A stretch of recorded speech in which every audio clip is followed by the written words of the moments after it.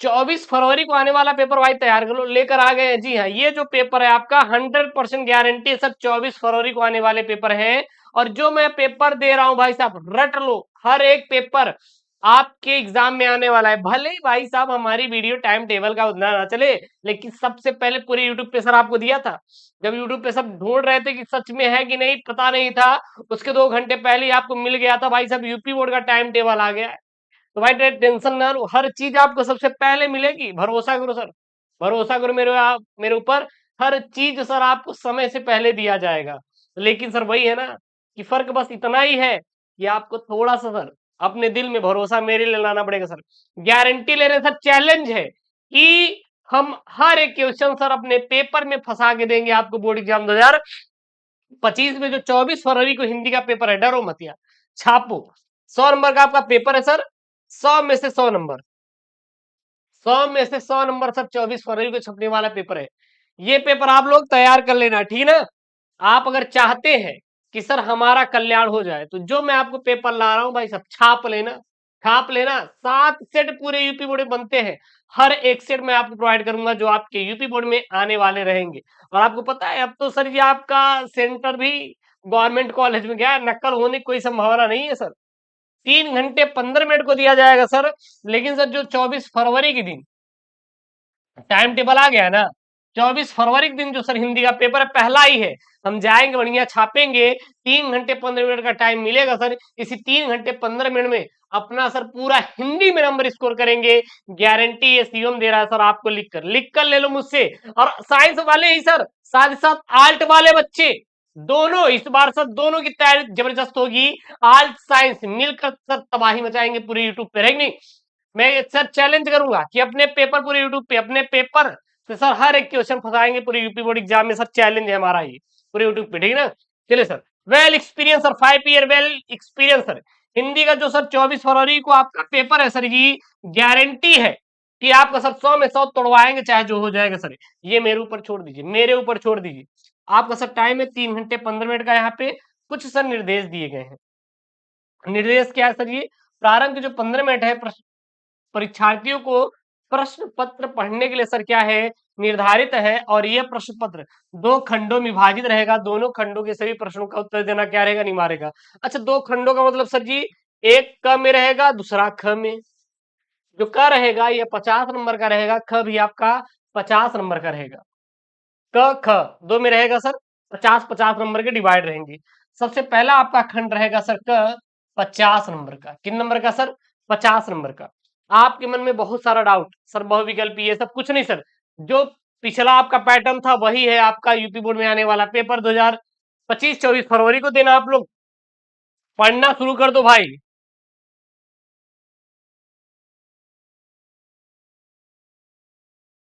नहीं होनी चाहिए, पढ़ना आप शुरू कर दीजिए, ठीक ना। प्रश्न नंबर 1 सर, एक एक नंबर क्या है ये?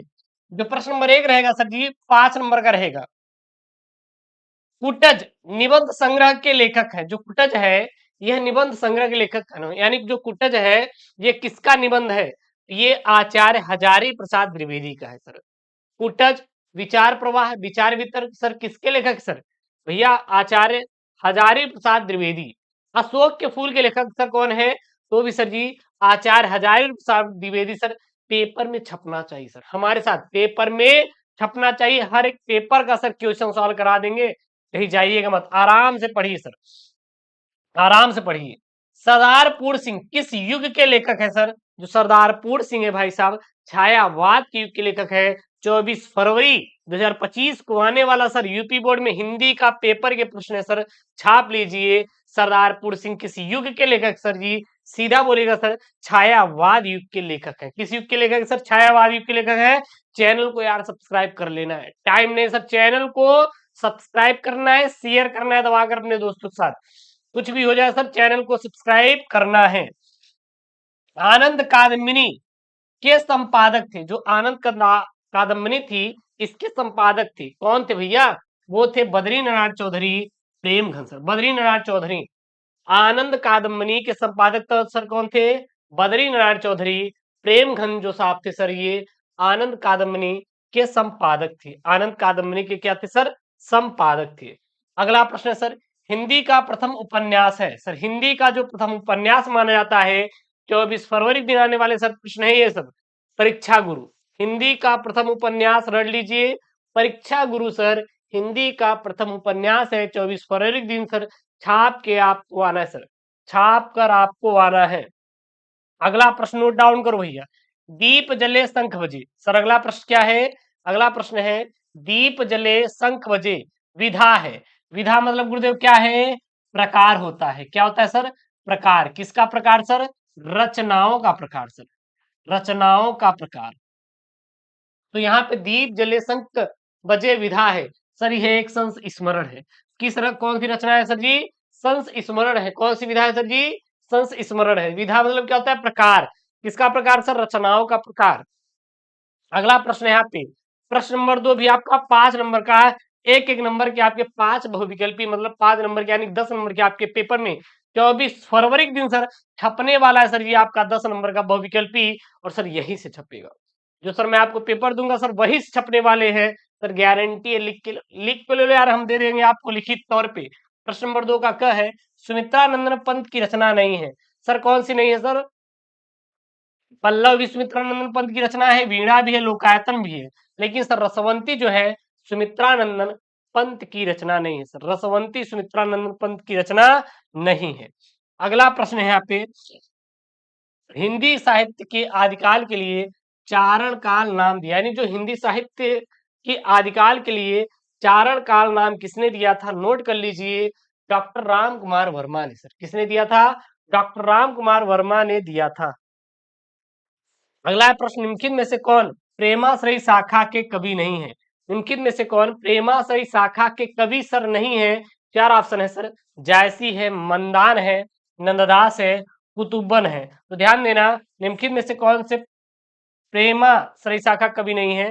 देखिएगा, जायसी भी है, मंदान भी है भैया, नंददास यहाँ पे कुतुबन भी हैं, लेकिन नंददास जी जो हैं यह प्रेमाश्रयी शाखा के कवियों में से नहीं है। तो राइट ऑप्शन आपका क्या हो जाएगा? सी वाला हो जाएगा।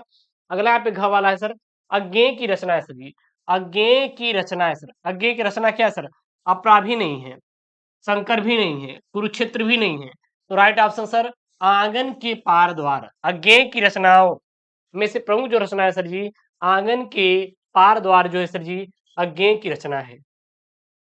अगला है प्रश्न सर अंग वाला, क्या है यहाँ पे, निम्नलिखित में से किन्हें ज्ञानपीठ पुरस्कार नहीं मिला? निम्नलिखित में से किसे ज्ञानपीठ पुरस्कार नहीं मिला था? ज्ञानपीठ पुरस्कार महादेवी वर्मा को सर लोकायतन पर कि यामा पर? हाँ, नोट बताइए कमेंट करके। महादेवी वर्मा को और सुमित्रानंदन पंत को और अज्ञेय को। सर किसको नहीं मिला सर? निराला को नहीं मिला था, निराला को नहीं मिला था। एक यहाँ पे प्रश्न पूछा जाता है हर साल, इंपॉर्टेंट, यामा किसकी रचना है सर? यामा किसकी रचना है? महादेवी वर्मा जी की रचना है। यामा किसकी रचना है? नोट कर लीजिए सर, महादेवी वर्मा की सर रचना है। अगला यहाँ पे प्रश्न नंबर 3 आएगा सर, 10 नंबर का। कितने नंबर का सर? 10 नंबर का आएगा सर। 5 यहाँ पे प्रश्न रहेंगे, हर एक प्रश्न आपका 2 नंबर का रहेगा। 10 नंबर का प्रश्न आने वाला है। क्या रहेगा? प्रश्न नंबर 3 आपका, दिए गए गद्यांश पर आधारित निम्नलिखित प्रश्नों का उत्तर दीजिए। इंपॉर्टेंट प्रश्न सर, 24 फरवरी के दिन एकदम छपने वाले प्रश्न सर, नोट कर लीजिए। अगर एक प्रश्न ही बाहर आया तो बताइएगा सर। क्या है सर? यहाँ पे मातृभूमि पर निवास करने वाले मनुष्य राष्ट्र का दूसरा अंग है। पृथ्वी हो और मनुष्य न हो तो राष्ट्र की कल्पना असंभव है। पृथ्वी और जन दोनों के सम्मिलन से ही राष्ट्र का स्वरूप संपादित होता है। जन के कारण ही पृथ्वी मातृभूमि की संज्ञा प्राप्त करती है। पृथ्वी माता है और जन सच्चे अर्थों में क्या है? पृथ्वी के पुत्र हैं। मैं आपको प्रश्नों को करने का तरीका बताऊंगा। यदि आप 24 फरवरी को दिन बैठ रहे हैं सर, तो हर एक प्रश्न बहुत एकदम फ्लो के साथ हल करेंगे सर। देखिएगा मजा आएगा एकदम। गुरुदेव उनकी कसम, आज से गुरुदेव उनसे चैट करना भी बंद कर दिए सर, कसम खा ली उनकी। अरे छोड़ो यार, हमें नहीं करेजा, टेंशन नहीं लेना यार, छापेंगे ही नहीं, एकदम करेजा निकाल के दे देंगे आपको, ले लीजिएगा सर। राष्ट्र की कल्पना कब असंभव है? राष्ट्र की कल्पना कब असंभव है? जहां पे असंभव दिखाई दे वही इसका आंसर हो जाएगा सर। राष्ट्र की कल्पना असंभव है, कब असंभव है? जब पृथ्वी हो और मनुष्य न हो तो राष्ट्र की कल्पना क्या है? असंभव है। पहले का राइट ऑप्शन सर यही हो जाएगा। तो ये सर करने का तरीका है, बहुत प्यार से करेंगे रिजल्ट, टेंशन नहीं लेना है, नहीं छाप देंगे एकदम सर, कमेंट में छप जाना चाहिए कि सर हम 24 फरवरी के दिन हिंदी में 100 टारगेट करेंगे, हमें सर 10-20 नंबर जरूरत नहीं है, इतना सर हम भिखारी नहीं हो गए गुरुदेव, हमें चाहिए लेकिन हम भीख मांगते हैं, चैनल को सब्सक्राइब करो भैया, ज्यादा से ज्यादा बच्चों से बोलिए चैनल को सब्सक्राइब करने के लिए। पृथ्वी हो और मनुष्य न हो तो राष्ट्र की कल्पना क्या है सर, असंभव है, क्या है, असंभव है। अगला है यहाँ पे सर, पृथ्वी और जन दोनों मिलकर क्या बनाते हैं, पृथ्वी और जन दोनों मिलकर क्या बनाते हैं, तो देखिएगा भैया, पृथ्वी और जन दोनों मिलकर क्या बनाते हैं, तो पृथ्वी और जन दोनों मिलकर, देखिए यहाँ पे पृथ्वी और जन दोनों के सम्मिलन से यानी मिलकर राष्ट्र का स्वरूप संपादित होता है। ये हो जाएगा सर दूसरे का आंसर, सर दूसरे का आंसर क्या हो जाएगा सर, दूसरे का आंसर लिखेंगे आप सर यहाँ पे, बहुत प्यार से लिखेंगे, क्या लिखेंगे सर जी यहाँ पे, यहाँ सीधा आप आंसर लिखेंगे, पृथ्वी और जन दोनों के सम्मिलन से ही राष्ट्र का स्वरूप संपादित होता है। एकदम 24 फरवरी को दिन छपने वाले सर पेपर है, ये प्रश्न है, छाप लीजिएगा सर, गारंटी है सर, हर एक प्रश्न 24 फरवरी को आप हिंदी के दिन सर छाप के आएंगे, कुछ भी हो जाएगा सर, हमें नहीं सुनना, हमें तो सब प्रश्नों को 24 फरवरी के दिन छापना है। तो पृथ्वी और जन दोनों के सम्मिलन से ही राष्ट्र का स्वरूप संपादित होता है। अगला यहाँ पे, पृथ्वी कब मातृभूमि की सर संज्ञा प्राप्त करती है, बहुत प्यार से आंसर देंगे, कोई दिक्कत नहीं है। पृथ्वी कब मातृभूमि की संज्ञा प्राप्त करती है, जन के कारण ही पृथ्वी मातृभूमि की संज्ञा प्राप्त करती है, बस ये इसका आंसर लिख देंगे। यानी कि यहाँ पे देखिए, जन के कारण ही पृथ्वी मातृभूमि की संज्ञा प्राप्त करती है, बहुत सिंपल आंसर। अगला यहाँ पे, रेखांकित अंश की व्याख्या कीजिए, कुछ नहीं करना है, ये पृथ्वी माता है और जन सच्चे अर्थों में पृथ्वी पुत्र है, आप सेम टू सेम लाइन लिख देंगे, 1 नंबर मिलेगा, बढ़ा चढ़ा के थोड़ा लिख देंगे भैया, 2 नंबर मिलेगा। तो इसको लेके बहुत ज्यादा आपको टेंशन नहीं लेना है, गुरुदेव परेशान हो जाए कैसे आंसर करेंगे, बहुत सिंपल आंसर कर देंगे आप। तो इसमें क्या लिख देंगे, इसमें क्या लिख देंगे, लेखक के अनुसार पृथ्वी को माता के समान बताया गया है और उस पर निवास करने वाले जन को उसका पुत्र बताया गया है, पृथ्वी और जन के मध्य माता और पुत्र का संबंध बताया गया है। अगला है, पाठ का शीर्षक और लेखक का सरनाम लिखिए, पाठ का शीर्षक और सर लेखक का नाम लिखिए, ध्यान देना, पाठ का शीर्षक और लेखक का नाम हमें यहाँ पे लिखना है। सर कैसे लिखेंगे, मैं आपको एक टिप्स दे रहा हूँ, एकदम ज्ञान दे रहा हूँ। यहाँ पे शब्द आपको क्या लिखा है सर, राष्ट्र, क्या लिखा है सर, राष्ट्र, राष्ट्र लिखा है ना, जब राष्ट्र आया है कहाँ से लिया गया है सर, राष्ट्र के स्वरूप से लिया गया है, कहाँ से लिया गया सर, राष्ट्र के स्वरूप से लिया गया है। और राष्ट्र के स्वरूप के लेखक सर को कौन है, वासुदेव शरण अग्रवाल, सर कौन है, वासुदेव शरण अग्रवाल करेजा है, बता दे रहे हैं। पेपरवा में छाप देना, 24 फरवरी के दिन करेजा पेपरवा में छप जाना चाहिए, हमें नहीं सुनना गुरुदेव कुछ भी हो जाएगा, उनकी कसम खा के गुरुदेव हम छापेंगे पेपर में, भले वो भाग जाए मुझे छोड़ के, हमें टेंशन नहीं है। तो उपयुक्त गद्यांश राष्ट्र का स्वरूप पाठ से लिया गया है, जिसके लेखक डॉक्टर वासुदेव अग्रवाल भैया है। यहाँ पे समझ में आ रहा है ना, कोई दिक्कत नहीं होना चाहिए, टेंशन नहीं लेना यार, पूरे प्रश्नों को कराएंगे। अगला यहाँ पे सर आएगा आपका पद्यांश, ये भी आपका गद्यांश की तरह सर पद्यांश आएगा 10 नंबर का। अच्छा, गद्यांश पद्यांश जो रहेंगे ना आपके पेपर में, वो अथवा में करके आएंगे। मान लीजिए एक प्रश्न का आप उत्तर नहीं दे पा रहे हैं, कोई दिक्कत नहीं, दूसरे का उत्तर दीजिए, अथवा में करके रहेगा, तो आपको पेपर में ऑप्शन 2 मिलने वाले हैं। अगला क्या है आपका, दिए गए पद्यांश पर आधारित प्रश्न के उत्तर दीजिए सर जी, 10 अंकों का ये पेपर में रहेगा, 5 सवाल रहेंगे, प्रत्येक के 2 नंबर, यानी 10 नंबर फिक्स है। क्या यहाँ पे, छायाएं मानव जन की दिशाहीन सब ओर पड़ी, वह सूरज नहीं उगा था पूरब में, वह वर्षा सहसा बीचों बीच नगर की, काल सूर्य के रथ के, काल सूर्य के रथ के पहियों की जो अरे टूट कर बिखर गए हो दसों दिशा में। सबसे पहले यहाँ पे आपका पहला प्रश्न है, पहला प्रश्न क्या बोल रहा है, ध्यान देना, मानव जन की छायाएं किस दिशा में पड़ी हैं, तो मानव जन की छायाएं दिशाहीन होकर चारों ओर पड़ी हुई थी, ध्यान देना, क्या लिखेंगे, मानव जन की छायाएं दिशाहीन होकर चारों ओर पड़ी हुई थी, पहले का ये आपका राइट ऑप्शन है। दूसरा यहाँ पे, वह सूरज किस दिशा में उगा था, तो वह सूरज पूरब दिशा में उदित नहीं हुआ था, बल्कि वह नगर के बीच में अणुबम के रूप में बरस पड़ा था, नगर के बीचों बीच फटने वाले अणुबम से सैकड़ों सूर्यों का प्रकाश और ताप निकलकर चारों ओर फैल गया था। अगला यहाँ पे प्रश्न है, काल सूर्य के रथ पंक्ति में कौन सा अलंकार है? तो काल सूर्य के रथ पंक्ति में रूपक अलंकार है। 10 दिशाएं कौन कौन सी भैया? 10 दिशाएं कौन कौन सी भैया? तो नोट कर लो गरेजा, जो 10 दिशाएं हैं वो है आपका पूर्व, पश्चिम, उत्तर, दक्षिण, ईशान, नैऋत्य और वायव्य, अग्नेय, ऊपर और नीचे। अगला यहाँ पे, इस पद्यांश के पाठ और रचयिता का नाम उल्लेख कीजिए। तो प्रस्तुत पद्यांश हिरोशिमा नामक पाठ कविता से लिया गया है, जिसके जो रचयिता है भैया सच्चिदानंद हीरानंद वासयान बोले तो अज्ञेय है। अब यहाँ से एक पेपर में प्यारा सा प्रश्न आता है सर, पेपर में प्यारा सा प्रश्न क्या क्या आता सर? अज्ञेय का पूरा नाम बताइए। क्या यहाँ पे सर? अज्ञेय का पूरा नाम बताइए।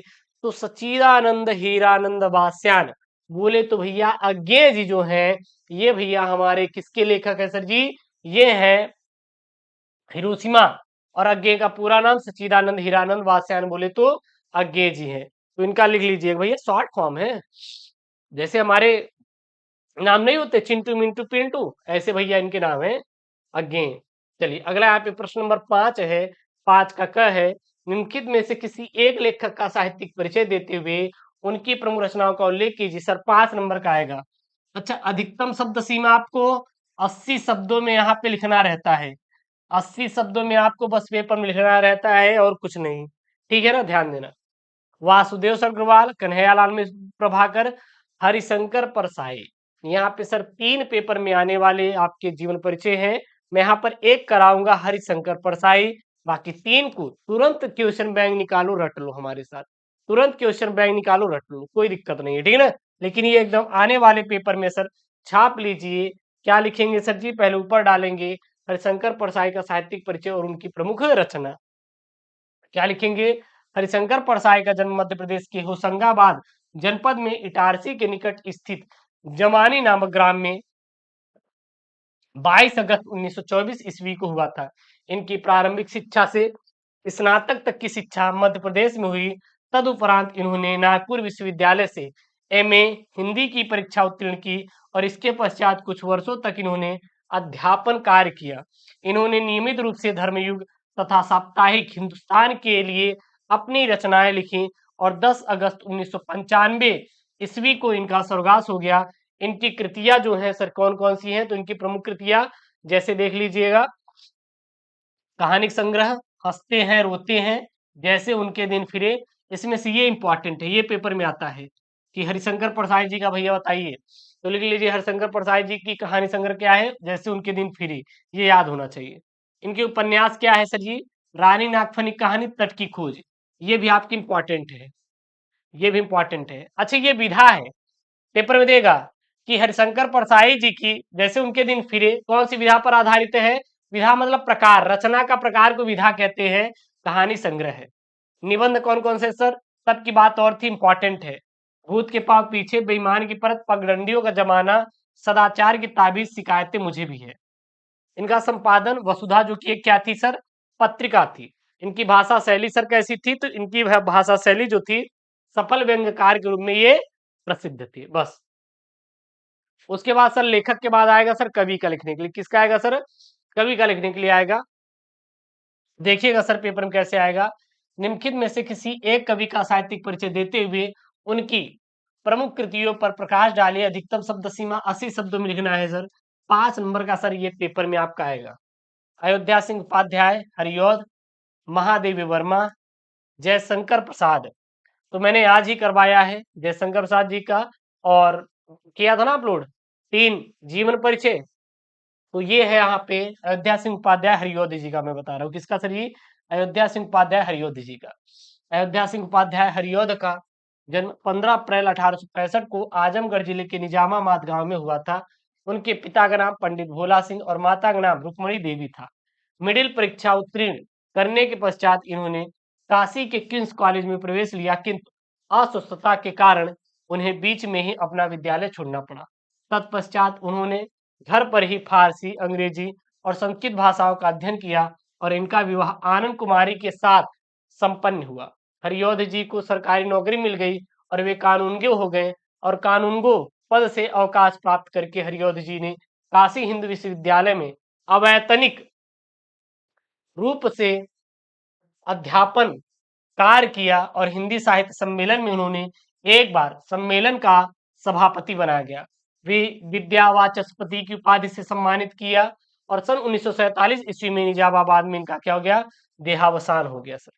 इनकी प्रमुख रचनाएं जैसे सर इनकी नाटक कौन कौन सी हैं सर, पद पद्म विजय, रुक्मणी परिणय, उपन्यास प्रेम कांता, ठेठ हिंदी का ठाठ, अधखिला फूल, ये सब इंपॉर्टेंट है सर।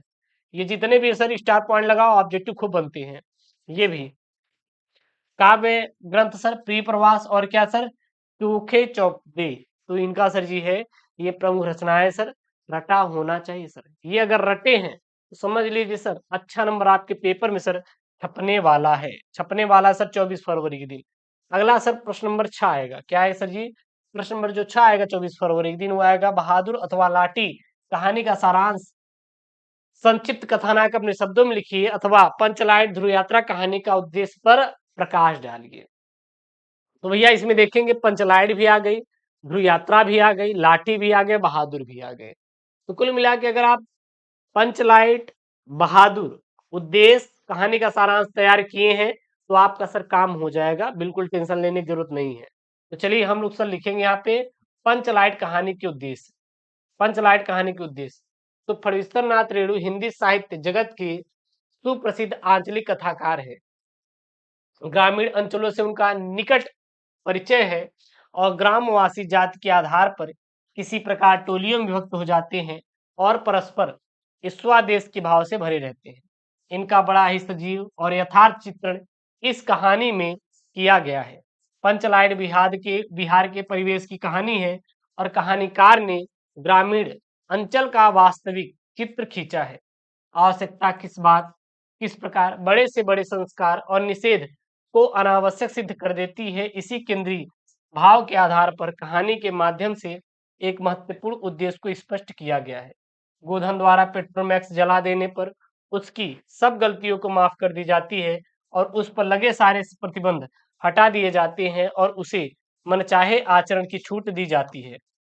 कहानीकार ने यह स्पष्ट किया है कि इस आधुनिक युग अभी भी कुछ गांव और जातियां पिछड़ी हुई हैं और रेणु जी ने प्रत्यक्ष रूप से ग्राम सुधार की क्या इन्होंने प्रेरणा भी दी है। ठीक है, अगला है सर प्रश्न नंबर 7। सर क्या है प्रश्न नंबर 7, क्या बोल रहा है, स्वपठित खंड काव्य के आधार पर किसी एक खंड के एक प्रश्न का उत्तर दीजिए, अधिकतम शब्द सीमा 80 शब्दों में सर इसका आंसर देना है। अब ये खंड काव्य सर आपके जिले के अनुसार आएगा, आप जिस जिले से हैं आप उस जिले के अनुसार सर इनका खंड काव्य जो है रट लीजिएगा। ठीक है ना, ऐसा नहीं सर जो हम बता रहे हैं सर वही रट लीजिए, नहीं, आप अपने जिले के अनुसार रटिएगा सर। क्वेश्चन बैंक खोल लीजिए, उसमें दिया है जाके पढ़ लीजिएगा। पहला है खंड काव्य के आधार पर नायक का चरित्र चित्रण स्वरूप कुमार कीजिए अथवा स्वरूप कुमार खंड काव्य के आधार पर दशरथ का चरित्र चित्रण कीजिए। दूसरा देखिए क्या आया है सर जी यहाँ पे, रश्मि रथी के प्रथम सर्ग का सारांश अपने शब्दों में लिखिए अथवा पेपर में छपेगा आपका रश्मि रथी के नायक का चरित्र चित्रण कीजिए। फिर तीसरा खंड काव्य आएगा सर, क्या आएगा यहाँ पे, मुक्ति यज्ञ खंड काव्य का कथासार अपने शब्दों में लिखिए अथवा अथवा मुक्ति यज्ञ खंड काव्य के आधार पर महात्मा गांधी का चरित्र चित्रण कीजिए। फिर पेपर में छपेगा सर यहाँ पे चौथा त्यागपति खंड काव्य की कथासार लिखिए अथवा पेपर में छपेगा त्यागपति खंड काव्य के प्रमुख नारी पात्र का चरित्र चित्रण कीजिए। फिर यहाँ पे आपका है सर पांचवा वाला क्या है, सत्य की जीत खंड काव्य का कथानायक अपने शब्दों में लिखिए अथवा पेपर में छपेगा सत्य की जीत खंड काव्य के आधार पर दुशासन चारित्रिक विशेषताओं का क्या करें सर उल्लेख कीजिए। मैंने जो सर यहाँ पे आंसर दिया है वो सर इसका दिया है आलोक वृत्त खंड काव्य के चतुर्थ सर्ग की कथा वस्तु अपने शब्दों में लिखिए, इसका मैंने यहाँ पे आंसर किया है। बाकी आप अपने जिले के अनुसार पढ़िएगा, ठीक है ना, ऐसा नहीं जो सर मैं यहाँ पे दे रहा हूँ 24 फरवरी के लिए वही पढ़ लीजिएगा, नहीं ऐसा नहीं करना सर, अपने जिले के अनुसार पढ़िएगा। देख लीजिएगा खोल के क्या लिखेंगे, रामेश्वर शुक्ल अंचल द्वारा रचित त्यागपति खंड काव्य की नायिका का श्रेय हर्षवर्धन की छोटी बहन राजश्री को है। वह हर्षवर्धन के प्रिय माता पिता की दुलारी तथा कन्नौज के राजा गृहवर्मन की पत्नी है, जिसकी चारित्रिक विशेषताएं निम्नवत है। सर हम उस इस पे दे रहे हैं त्यागपति खंड काव्य के प्रमुख नारी पात्र का चित्रण कर रहे हैं। सर किस खंड काव्य का उत्तर दे रहे हैं? त्यागपति वाला, ध्यान देना। सबसे पहले परिवार का प्रिय बताना है भैया इसके बारे में। यही थानेश्वर के राजा प्रभाकर वर्धन की प्राण प्रिय पुत्री राजश्री राज्यवर्धन और हर्षवर्धन के प्राणों की ज्योति है। कन्नौज के राजा गृहवर्मन से उसका विवाह होता है, परंतु वह अल्पकाल में ही विधवा हो जाती है, यानी कि इनके पति की मृत्यु हो जाती है। अगला है नारित्व गुणों से भरपूर। राजश्री में आदर्श नारी के समस्त गुण विद्यमान है। वह युवावस्था में ही विधवा हो जाती है तथा बंगाल के गौड़पति शशांक द्वारा बंदी बना ली जाती है, किंतु कारागार से भागने में सफल हो जाती है और वन में भटकती राजश्री जब आत्मदाह को उद्यत हो चिता में कूदने जाती है तो उसका भाई हर्षवर्धन द्वारा बचा ली जाती है और दिवाकर मित्र द्वारा समझाए जाने पर सर्वस्व राष्ट्र को समर्पित कर देती है और हर्ष द्वारा राज्य समर्पित किए जाने पर वह स्वीकार नहीं करती, बल्कि हर्ष के साथ यानी राजा हर्षवर्धन के साथ राज्य का सह संचालन करती है। अगला पॉइंट में लिखेंगे इनके अंदर देशभक्ति और जन सेविका की भावना कूट कूट भरी थी, यानी कि वैधव्य के बाद यानी विधवा होने के बाद राजश्री अपना सारा जीवन लोगों के कल्याण और लोक सेवा में समर्पित कर देती है। देश प्रेम के कारण संन्यास लेने का विचार त्यागने वाली राजश्री हर्ष के साथ समाज सेवा में लगी रहती है। अगला है यहाँ पे सर क्या पॉइंट में लिखेंगे, करुणा की साकार प्रतिमा। राजश्री ने माता पिता की मृत्यु, पति और बड़े भाई की हत्या और राज्य छिन जाने के बाप पर बंदी जीवन का स्वीकार किया, किंतु कारागार से भागने से लेकर हर्षवर्धन से मिलने तक कि काल ने उसे करुणा से भर दिया था। अपने भाई से मिलने पर उसका करुणारिक स्थिति खंडकाव्य का सर्वाधिक मार्मिक स्थल है। फिर अगला पॉइंट में है सुशिक्षिता और ज्ञानमयी। इसमें क्या लिखेंगे, धर्म संपन्न राजश्री शास्त्र तथा धर्म की जानकार थी। जब आचार्य दिवाकर मित्र संन्यास धर्म का सात्विक विवेचना करते हुए उसे मानव कल्याण के कार्य में लगने का उपदेश देते हैं, तब राजश्री इसे स्वीकार कर लेती है और आचार्य की आज्ञा का पूर्ण परिपालन करती है। इस प्रकार राजश्री का चारित्रिक एक आदर्श भारतीय नारी का चारित्र है और उसके पति व्रत धर्म, देश धर्म और करुणा और कर्तव्य निष्ठा के आदर्श निश्चय ही क्या है, अनुकरणीय है। अब उसके बाद आपका सर क्या आएगा, सर खंड खा आएगा। सर जो खंड खा आएगा ये कितने नंबर का सर रहेगा, 50 नंबर का। जो भी आप प्रश्न पत्र में आप सॉल्व कर रहे हैं वो खंड आप वहां पर जरूर डाल दीजिएगा, ठीक है ना। जो भी आप खंड सॉल्व कर रहे हैं, क्योंकि पेपर में क्या रहेगा सर, यूपी बोर्ड का जो पेपर रहेगा ना, एग्जामिनर जब चेक करता है तो उसमें ये देखता है कि बंदा जो है खंड डाला है या नहीं। बहुत बच्चे क्या होते हैं सर, वो खंड नहीं डालते, बट आपके लिए खंड डालना बहुत इंपॉर्टेंट है। खंड उतना ही डालना इंपॉर्टेंट है, प्रश्नोत्तर संख्या उतना ही डालना इंपॉर्टेंट है जितना सर जी खाने में नमक। जी हाँ, सोचिए मटर पनीर बना है सर, अगर मटर पनीर में सर नमक ना हो तो सर कैसा लगेगा? अरे गुरुदेव बेमजा हो जाएगा, बेमजा हो जाएगा। बस बस यही यही जो सर आपके अंदर है ना, मुझे अच्छा लगता है। अगला सर प्रश्न नंबर 8 का सर क्या है, दिए गए संस्कृत गद्यांशों में से किसी एक का संदर्भ सहित हिंदी में अनुवाद कीजिए। सर कहाँ से कहाँ तक है, बढ़िया क्वेश्चन बैंक निकालो भाई, रट लो इसको, तो रट लो, ठीक है ना। अतीते प्रथम कल्पे जना से लेकर कहाँ तक है सर जी, इत्त वोचत तक है। सर कहाँ तक है, रोचते इत्त वोचत तक है सर जी। इसका आपको क्या लिखना है, ये संदर्भ और अनुवाद लिखना है और कुछ नहीं करना है, ठीक है ना। इसको आप रट लीजिएगा क्योंकि ये संस्कृत की हम ज्ञाता नहीं है, दिन संस्कृत आपको खुद से करना पड़ेगा। देखिएगा क्या लिखेंगे सर इसका, सबसे पहले संदर्भ, प्रस्तुत गद्यांश हमारी पाठ्य पुस्तक संस्कृत दिनदर्शिका के जातक कथा नामक पाठ से उलुक जातकम नामक खंड से उद्धृत है। हिंदी अनुवाद, प्राचीन काल में प्रथम युग के लोगों ने एक विद्वान, सौभाग्यशाली एवं स्वर्ण गुण संपन्न पुरुष को राजा बनाया। चौपाए मतलब कि चार पाए, जिन पशुओं ने इकट्ठा होकर एक शेर को जंगल का राजा बनाया। उसके बाद हिमाचल प्रदेश में एक चट्टान पर एकत्र होकर पक्षीगण ने कहा, मनुष्यों में राजा जाना जाता है और चौपाओं में भी, किंतु हमारे बीच कोई राजा नहीं है। मतलब कि मनुष्यों ने अपना एक राजा बना लिया, ठीक है। जो चौपाए यानी कि जो चार पायजम जो पशु होते हैं उन्होंने अपना राजा चुन लिया।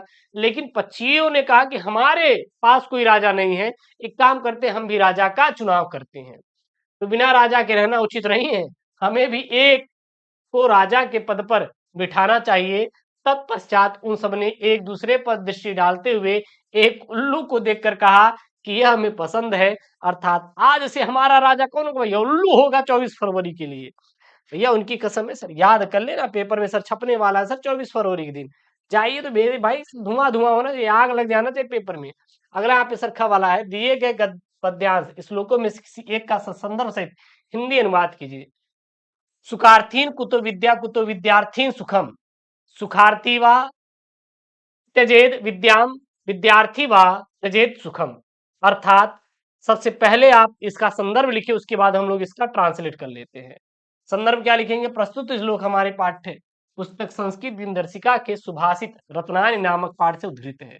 हिंदी अनुवाद, सुख चाहने वाले यानी सुखार्थी को विद्या कहाँ और विद्या चाहने वाले को सुख कहाँ। सुख की इच्छा रखने वाले को विद्या पाने की चाह त्याग देनी चाहिए और विद्या की इच्छा रखने वाले को सुख त्याग देना चाहिए। मतलब अगर आपको सुख चाहिए तो विद्या नहीं मिलेगी, विद्या चाहिए तो सुख नहीं मिलेगा। मेहनत तो करना पड़ेगा सर। अगर 24 फरवरी दिन हिंदी में छापना है सर, तो ये सब आपको रटा होना चाहिए। उसके बाद सर प्रश्न नंबर 9 आएगा सर। प्रश्न नंबर 9 क्या आएगा, निम्नलिखित मुहावरे और लोकोक्तियों में से किसी एक का अर्थ लिखकर वाक्य प्रयोग कीजिए सर। 4 ठो आएगा, एक करेंगे सर 2 नंबर मिलेगा। क्या यहाँ पे 1 और 1 11 होना। अगला क्या है सर जी, यहाँ पे 4 चांद लगाना, दूध का दूध पानी का पानी, 1 अनार 100 बीमार। तो सबसे पहला 1 और 1 11 होना, अर्थात मेल से शक्ति का बढ़ना। वाक्य प्रयोग क्या लिखेंगे सर, दोस्तों को आपस में लड़ते हुए अध्यापक जी बोले मिलकर रहोगे, तो 1 और 1 क्या होंगे सर जी, 11 होते हैं। अगला यहाँ पे 4 चांद लगाना सर, क्या है यहाँ पे 4 चांद लगाना अर्थात शोभा बढ़ाना। वाक्य प्रयोग, मुख्य अतिथि के आने से मेरे इस कार्यक्रम में 4 चांद लग गए। दूध का दूध पानी का पानी होना यानी कि सच्चा न्याय करना। वाक्य प्रयोग, प्रकृति जब न्याय करती है तो दूध का दूध पानी का पानी हो जाता है। अगला यहाँ पे 1 अनार 100 बीमार, वस्तु कम व चाहने वाले अधिक, अर्थात आजकल नौकरी थोड़ी है और उसको चाहने वाले अनेक है। मतलब नौकरी, सरकारी नौकरी तो कम है लेकिन पाने वाले सर बहुत पढ़ रहे हैं, है कि नहीं। अगला आपके पेपर में 10 नंबर का आएगा सर जी, अपठित गद्यांश। क्या आएगा सर, देखिएगा यहाँ पे अपठित गद्यांश पर आधारित निम्नलिखित प्रश्नों का उत्तर दीजिए सर। 5 नंबर का पेपर में छपेगा, बहुत प्यारा है, चलिए देखते हैं इसको। जिस प्रकार सुखी होने, यहाँ पे जिस प्रकार सुखी होने का प्रत्येक प्राणी को अधिकार है, उसी प्रकार मुक्तांत होने का भी पर कार्य क्षेत्र के चक्रव्यूह में पड़कर जिस जिस प्रकार सुखी, हाँ ये थोड़ा सा यार पे हिंदी मिस्टेक है क्या यार, सुखी होना प्रयोग होने का प्रत्येक प्राणी को अधिकार है, उसी प्रकार चक्रव्यूह में पड़कर जिस प्रकार सुखी होना प्रयत्न साध्य होता है, उसी प्रकार निर्भक होना भी, निर्भय होना भी। निर्भयता के संपादन के लिए 2 बातें अपेक्षित होती हैं। पहली तो यह कि दूसरे को हमसे किसी प्रकार का भय या फिर कष्ट न हो, और दूसरी यह कि दूसरे हमको कष्ट या भय पहुंचाने की साहस ना कर सके। इससे इनमें से एक का संबंध उत्कृष्टशील से है और दूसरे का शक्ति और पुरुषार्थ से। इस संसार में किसी को न डराने से और न डरने की संभावना दूर नहीं हो सकती। साधु से साधु प्रकृति वाले को क्रूर लोभियों और दुजनों से कलेश पहुंचता है, अतः उनके प्रयत्नों का विफल करने या फिर भय संचार द्वारा रोकने की आवश्यकता हमें बच नहीं सकती। कुल मिला के इसको सर पढ़ना है, उसके बाद आंसर देना है, ठीक है ना। सबसे पहला यहाँ पे है प्रश्न कि सुखी होने के साथ साथ और क्या होना प्रयत्न साध्य है। तो सुखी होने के साथ साथ निर्भय होना भी प्रयत्न साध्य है। सर हमने कहा कहां से आंसर दिया, यहाँ से देखिए, यहाँ पे है ना, जिस प्रकार सुखी होना प्रत्येक प्राणी का अधिकार है, उसी प्रकार मुक्तांत होने का भी पर कार्य क्षेत्र में चक्कर में पड़कर जिस प्रकार सुखी होना प्रयत्न साध्य है, उसी प्रकार निर्भय होना भी। यहाँ क्या, उसी प्रकार निर्भय होना भी। जिस प्रकार यहाँ पे है, जिस प्रकार सुखी होना प्रयत्न साध्य है, उसी प्रकार निर्भय होना भी। तो इस प्रकार आप लोग ढूंढ ढूंढ के क्या देंगे सर जी, इसका आंसर देंगे। अगला यहाँ पे प्रश्न नंबर 2 वाला, निर्भयता के संपादन के लिए क्या क्या करना अपेक्षित है? तो दो काम करना अपेक्षित है। पहला, दूसरे को किसी भी प्रकार का भय या फिर कष्ट न पहुंचाए। फिर सेकंड वाला, दूसरे को हमें भय या कष्ट पहुंचाने का साहस ना हो। फिर अगला यहाँ पे, सील, क्या सर जी, सील और शक्ति और पुरुषार्थ जैसी वृत्तियों का संबंध किनसे है? तो सील का संबंध इस बात से है कि दूसरे को किसी प्रकार का भय या फिर कष्ट न पहुंचाए। शक्ति और पुरुषार्थ का संबंध इस बात से है कि दूसरे हमें भय या फिर कष्ट पहुंचाने का साहस ना कर सके। मतलब कोई दूसरा हमें कष्ट और भय पहुंचाने का साहस ना कर सके। अगला यहाँ पे आपका प्रश्न नंबर 11, 11 का क्या बोल रहा है यहाँ पे कि निम्नलिखित शब्द युग्मों का सही अर्थ चयन करके लिखिए। सर और शर, तो ये जो सर मतलब होता है सर जी तीर, और ये सर मतलब क्या होता है तालाब, यानी तीर और तालाब हो जाएगा। पुरुष और परुष, तो पुरुष मतलब क्या होता है सर व्यक्ति होता है, परुष मतलब क्या होता है सर कठोर होता है, बी वाला राइट आंसर हो जाएगा। अगला यहाँ पे निम्नलिखित शब्दों में से किसी एक शब्द के दो अर्थ लिखिए। पतंग, हलधर, सारंग, तो यहाँ पे मैंने तीनों के आंसर लिखे हैं। पतंग का क्या होता है सर सूर्य कीट होता है, सूर्य और क्या होता है कीट होता है। हलधर का बैल और क्या होता है सर बलराम होता है। सारंग का बादल और क्या होता है सर रंगीन होता है, बादल और क्या होता है रंगीन होता है। उसके लिए निम्नलिखित वाक्यांशों लिखिए, एक शब्द का चयन करके लिखिए। यहाँ पे क्या है, जो सब कुछ जानता हो भैया उसे क्या बोलते हैं, सर्वज्ञ बोलते हैं। जो कम बातें करता है उसे हम लोग क्या बोलते हैं, मितभाषी बोलते हैं। अच्छा, 24 फरवरी को आपका हिंदी के दिन पेपर है भैया, हिंदी का पेपर है ना 24 फरवरी पहला, तो आप लोग एकदम डर गए होंगे, लेकिन आप डरिए मत यार। मैं आपकी ना बहुत तगड़ी वाली तैयारी करवा दूंगा। ऐसे से मैं आपको पेपर दूंगा जहां से आपके प्रश्न पूरे पूरे छुटने वाले हैं। Paper important topic important question पढ़िए और कुछ मत करिए सर, गारंटी है सर हर एक प्रश्न आपका सर छपेगा। अगला सर यहाँ पे है, निम्नलिखित वाक्यों को शुद्ध करके लिखिए, दो वाक्यों को। सरकारी मिट्टी के तेल की दुकान बंद है, तो सरकारी दुकान होती है ना कि मिट्टी होती है, तो शुद्ध रूप मिट्टी के तेल की सरकारी दुकान बंद है। दो दो चार होते नहीं, दो दो चार होता है नहीं बल्कि होते हैं। दो दो चार होता है यहाँ पे बल्कि होते हैं। अगला यहाँ पे, गुड़ का स्वाद मधुर मीठा है, क्या है यहाँ पे सर, गुड़ का स्वाद मधुर मीठा है, तो यहाँ पे लिखेंगे गुड़ का स्वाद क्या है, मीठा है। मधुर तो सर फूल होता है सर, फूल होता है जैसे गेंदा का फूल, गुलाब का फूल, ठीक है ना। अगला यहाँ पे, मोहन ने चिट्ठी लिखा, मोहन ने चिट्ठी लिखा नहीं भैया, चिट्ठी लिखी, देखिए मोहन ने चिट्ठी लिखी, ठीक है ना, ख्याल रखना है इसको जब आप पेपर में कर रहे हैं। अगला यहाँ पे प्रश्न नंबर 12 का क ख ग, भाई सब इंपॉर्टेंट टॉपिक है। रस छंद अलंकार छपने वाले पेपर में तैयार कर लो। रौद्र रस अथवा अद्भुत रस का अस्थाई भाव के साथ उसकी परिभाषा अथवा उदाहरण दीजिए। यहाँ पे देखिए अस्थाई भाव लिख दीजिए, परिभाषा लिख दीजिए या फिर उदाहरण दे दीजिए, आपको 2 नंबर मिलेगा। तो सर रौद्र रस क्या होता है, रौद्र रस का काव्य का एक रस है, इसका अस्थाई भाव क्या होता है, क्रोध होता है, काम खत्म। अब सर इसका परिभाषा, विभाव अनुभव और संचारी भाव के संयोग से क्रोध नामक अस्थाई भाव रौद्र रस रूप का क्या कर लेता है, धारण कर लेता है। उदाहरण के लिए सर क्या लिखेंगे, आप सीधा लिखिएगा सर जी, उस काल मारे क्रोध के तन कापन लगे, कापने उसका लगा, मानो हवा के जोर से सोता हुआ सागर जगा। उसके बाद आपका ख वाला है सर, रूपक अथवा रूपक अथवा प्रतीप अलंकार का लक्षण और उदाहरण दीजिए। तो यहाँ पर रूपक अलंकार है, क्या लिखेंगे, जहां गुण की अत्यंत समानता के कारण उपमेय में ही उपमान का अभेद आरोप किया जाता है, वहां पर रूपक अलंकार होता है। उदाहरण के लिए, मुख रूपी चांद पर राहु भी धोखा खा गया, यहाँ पे सर क्या रूपक अलंकार है।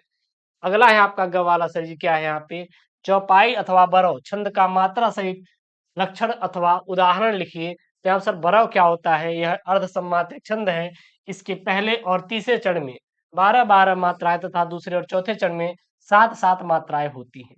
उदाहरण के लिए आप, अवध शिला का उस पर था गुरु भार, तिल तिल तिल काट रही थी मृग जलधार, ठीक है ना। अथवा प्रश्न नंबर 7 रहेगा सर, 7 रहेगा जो आपका, सॉरी यहाँ पे अगला जो प्रश्न है, यहाँ पे प्रश्न नंबर 13 जो रहेगा वो रहेगा आपका पत्र लेखन। क्या यहाँ पे, अपने गांव अथवा मोहल्ले में प्राप्त गंदगी के संदर्भ में अधिकारी का ध्यान आकर्षित करते हुए स्थानीय समाचार पत्र के संपादक को एक पत्र लिखिए। सर लिखेंगे कैसे? उत्तर में लिखेंगे सर, फिर लिखेंगे यहाँ पे सर जी क्या लिखेंगे डायरेक्ट आप? सेवा में। क्या लिखेंगे? सेवा में। क्या लिखेंगे सर जी? ध्यान दीजिएगा, सेवा में। सेवा में। फिर प्रिय पत्र के संपादक प्रयागराज उत्तर प्रदेश, विषय जरूर डालेंगे मोहल्ले में प्राप्त गंदगी के संदर्भ में। फिर महोदय, फिर आगे लिखेंगे सुप्रभात, मैं आपके समाचार पत्र के सदस्य हूँ का सदस्य हूँ मैं, और इस समय मैं अपने गांव के स्थानीय अधिकारियों के साथ मिलकर आपको एक महत्वपूर्ण समस्या के बारे में सूचित करना चाहता हूँ। हमारे गांव में बढ़ती हुई जनसंख्या और विकास के साथ ही साफ सफाई में एक बड़ी समस्या उत्पन्न हो रही है। सड़कों पर और अन्य स्थानों पर गंदगी बढ़ रही है, जिससे हमारे समुदाय के सदस्यों को जीने में कठिनाई हो रही है। मैं आपसे अनुरोध करता हूं कि आप हमारी इस समस्या को उचित ध्यान दें और स्थानीय प्रशासन को इस पर गंभीरता से काम करने के लिए प्रेरित करें। धन्यवाद। फिर भवदी बस और उधर क्या डाल देंगे आप? डेट डाल देंगे और आपको कुछ भी करने की जरूरत नहीं है। उसके बाद लास्ट आपका प्रश्न आएगा पेपर में सर 9 नंबर का, आपका 24 फरवरी दिन सर छपने वाला है निबंध लेखन। निम्नलिखित विषयों में से किसी एक पर अपनी भाषा शैली में निबंध लिखिए। पर्यावरण प्रदूषण समस्या और समाधान, कारण और निवारण, वर्तमान युग में योग का महत्व, विद्यालय में कंप्यूटर शिक्षा की उपयोगिता, और मेरा प्रिय कवि। तो कवि का आप जीवन परिचय तैयार करके ही जाएंगे, तो वही सर जी निबंध लिख दीजिए, काम खत्म। और यहाँ पे सर हम लोग लिखने वाले हैं 9 नंबर का सबसे इंपॉर्टेंट, अपने मन से सर छापेंगे। क्या सर जी? निबंध। सर किस पे निबंध लिखेंगे? वर्तमान युग में योग का महत्व पर निबंध। सबसे पहले प्रस्थान मतलब योग के बारे में बताएंगे। तो योग जो समृद्धि और संतुलन की दिशा में एक प्राचीन भारतीय परंपरा है, वर्तमान युग में अपना अभूतपूर्व महत्व साबित कर रहा है। यह एक ऐसा अद्भुत माध्यम है जो शारीरिक, मानसिक और आध्यात्मिक स्वास्थ्य को संतुलित रखने में सहारा प्रदान करता है। इस निबंध में हम वर्तमान युग में योग के महत्व को क्या करेंगे सर? विश्लेषण करेंगे। सबसे पहले योग का इतिहास और विकास देखेंगे। तो क्या लिखेंगे? योग का आदि वेदों और उपनिषदों में मिलता है और समय के साथ इसका विकास होता रहा है। योग सूत्रों में महर्षि पतंजलि ने योग की अद्भुत विधियों को समेटा है। आज योग न केवल भारत में बल्कि पूरे विश्व में व्यापक रूप से अपना परिचय बढ़ा रहा है और लोगों को अपने दिनचर्या में शामिल कर रहे हैं। अगला लिखेंगे आपको आगे, क्या लिखेंगे? शारीरिक स्वास्थ्य का सार्थक दर्जा। तो योग के अभ्यास से शारीरिक स्वास्थ्य को सुरक्षित रखने में मदद मिलती है और योगासन और प्राणायाम के माध्यम से मांसपेशियों को तंत्र, सुस्त और प्रबल बनाए रखा जा सकता है। और योग के अभ्यास से ही शरीर की समर्थन शक्ति बढ़ती है और रोगों से लड़ने की क्षमता में सुधार होता है। इससे हृदय श्वास तंतुता और रक्तचाप को भी नियंत्रित किया जा सकता है। अगला लिखेंगे आपको मानसिक स्वास्थ्य की सुरक्षा। इसमें क्या लिखेंगे? आधुनिक जीवन में तनाव, चिंता और मानसिक तनाव के कारण अनेक समस्याएं उत्पन्न हो रही हैं। योग, ध्यान, निग्रह और प्राणायाम के माध्यम से मानसिक स्वास्थ्य को सुरक्षित करने में मदद करता है। योगाभ्यास से मन की शांति और स्थिरता में सुधार होता है, जिससे लोग अपने जीवन को बेहतरीन तरीके से नियंत्रित कर सकते हैं। फिर लिखेंगे आध्यात्मिक उन्नति, अर्थात योग न केवल शारीरिक और मानसिक स्वास्थ्य के लिए है बल्कि यह आध्यात्मिक उन्नति में भी मदद करता है। योग साधना के माध्यम से व्यक्ति अपनी आत्मा की खोज में निकलता है और अपने जीवन को महत्वपूर्ण और सार्थक बना सकता है। तो ये रहा आपका क्लास 12 का हिंदी का पेपर, जो कि आपका सर जी 24 फरवरी के लिए बोर्ड में आने वाला पेपर है। अब सर यहाँ पे कुछ इंपॉर्टेंट न्यूज हम देख लेते हैं। आप सभी के लिए मैंने यहाँ पे लॉन्च किया सर बैच। वो सर बैच क्या है सर जी? लाइव क्लासेस, जो कि सर हम एप्लीकेशन में देंगे आपको। हिंदी के, इंग्लिश के, फिजिक्स के, केमिस्ट्री के, बायोलॉजी के और आर्ट का उधर आपको सर देने वाले हिंदी पेपर सेट। क्या देंगे सर जी? आपको पेपर सेट देने वाले हैं। पेपर सेट देने वाले हैं, और वो भी सॉल्व, पूरा सॉल्व। कौन सा सेट सर जी? आने वाला। और वो सर जो बैच लॉन्च हुआ है वो केवल सर 99 रुपए में है सर। कितने रुपए में सर? 99 रुपए में। और वो गूगल प्ले स्टोर पर अपना एप्लीकेशन उपलब्ध है, जाइए सर वहां से जुड़िए और वहां से अपनी पढ़ाई सर शुरू करिए, जहां पे आपको पूरे पेपर और आपको सोल्यूशन भी मिलेंगे। और साथ ही साथ आप लोग चैनल को सब्सक्राइब कर लीजिए, क्योंकि 24 फरवरी से अपना बोर्ड परीक्षा है, तो दिन अपने बोर्ड एग्जाम को बहुत बेहतरीन बनाएंगे, टेंशन नहीं लेना है। मिलते हैं नेक्स्ट वीडियो में दोस्तों, थैंक यू, जय हिंद, टेक केयर, बाय बाय।